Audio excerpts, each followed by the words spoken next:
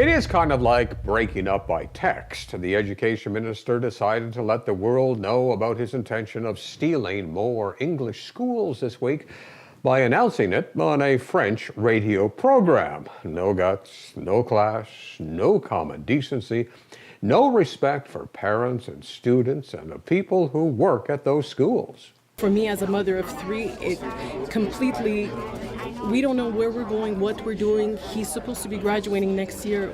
It's like, what are we supposed to do? This kid, he has phonics dyslexia.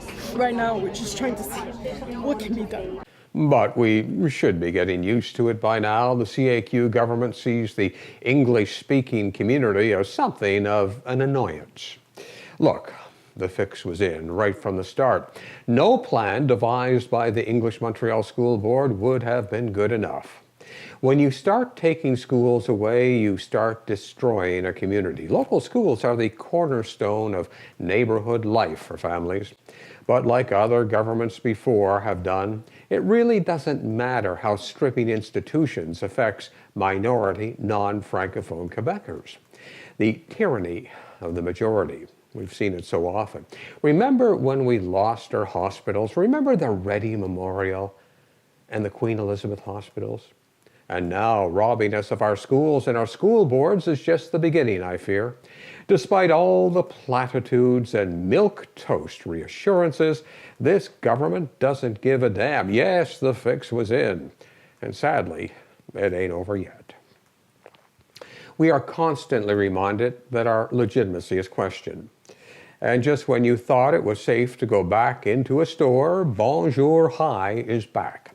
The National Assembly once again unanimously passed a resolution encouraging merchants to drop the high.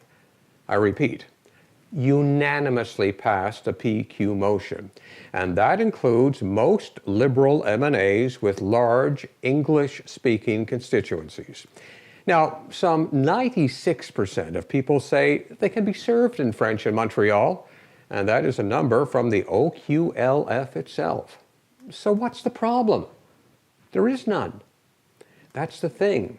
We can expect this kind of language nonsense from the PQ and even the CAQ, but to again have it supported by our own representatives is shameful and disgraceful. These Liberals just don't have the balls, and the joke is on us. Always is.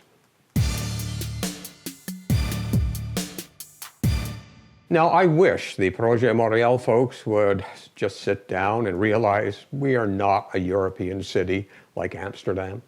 We have terrible and long winters. We have a public transit system that, frankly, is not up to the job. We cannot ride bicycles all year round as much as Valérie Plante might want to make it so. We can't do all of our shopping on foot. So for Projet Montreal, it's just become an article of faith that cars are bad and bicycles are good. It recently announced another 200 kilometers of bike paths in the city. And the latest harebrained idea comes in Verdun, where the Projet Montreal Borough Council is getting rid of 275 parking spots on Verdun Street to make room for a bike path.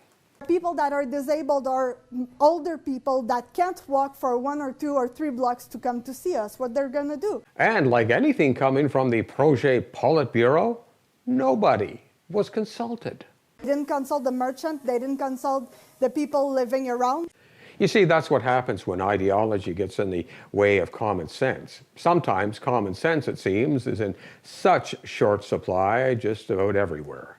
And I know we all deserve better than what we are getting. I'm Barry Wilson. You can follow us on Facebook, Twitter, and YouTube. And if you like what you see, please share it. And don't forget to check out our weekly poll on Facebook. We want to know what you think.